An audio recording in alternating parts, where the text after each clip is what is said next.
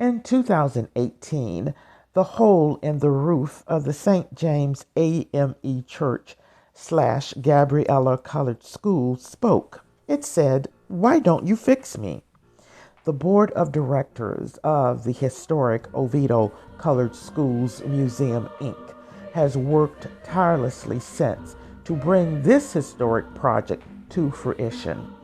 We have earned 2 grants. We have rezoned the project with Seminole County.